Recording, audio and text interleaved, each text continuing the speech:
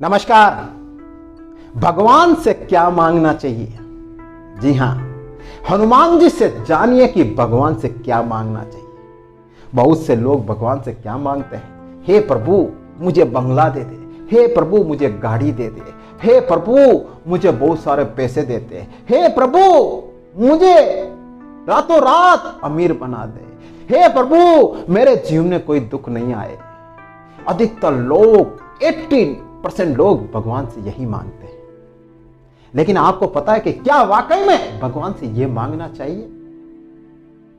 भगवान से यह कभी नहीं मांगना चाहिए। आपने हनुमान चालीसा अच्छी तरह से पढ़ी होगी। उसमें एक लाइन आती है कि भगवान से क्या मांगना चाहिए। भगवान से सिर्फ बल, बुद्धि और विद्या ये मांगना चाहिए।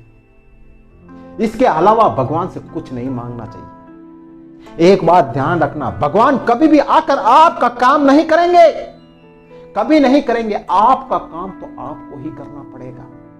तो फिर आप भगवान से ये क्यों मांगते हो कि प्रभु मुझे बंगला दे दे, प्रभु मुझे गाड़ी दे दे, प्रभु मुझे पैसा दे दे? ये क्यों मांगते हो भगवान से?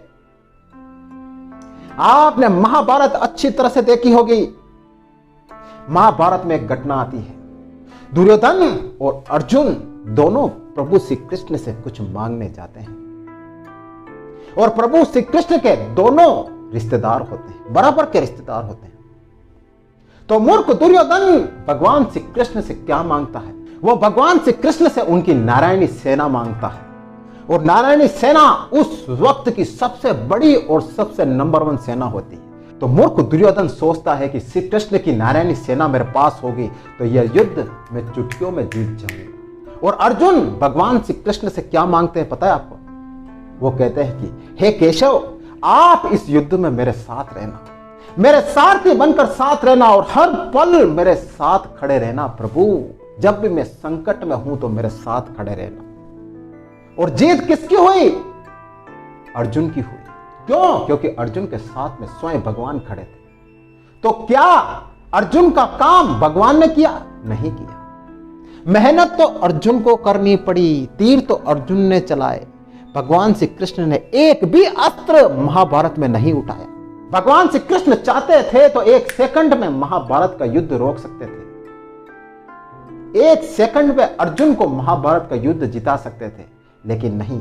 कर्म तो अर्जुन को करना पड़ा, भगवान तो सिर्फ उनके साथ में खड़े रहे। तो ध्यान रखना, प्रभु से जब भी मांगना तो कभी प्रभु से यह मत कहना कि प्रभु मेरा यह काम कर दो। हमेशा कहना कि प्रभु मेरे साथ रहना। कोई सा भी शास्त्र उठाकर देख लो, आप कोई सा भी ग्रंथ उठा के देख लो और कोई सा भी पुराण उठा के देख लो, उसमें कहीं यह ना लिखा है कि आप भगवान से धन, दौलत और वैभव मांगे।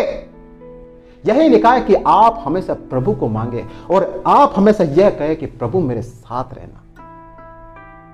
रामचरितमानस में एक घटना आती है, रामायण आपने देखी है।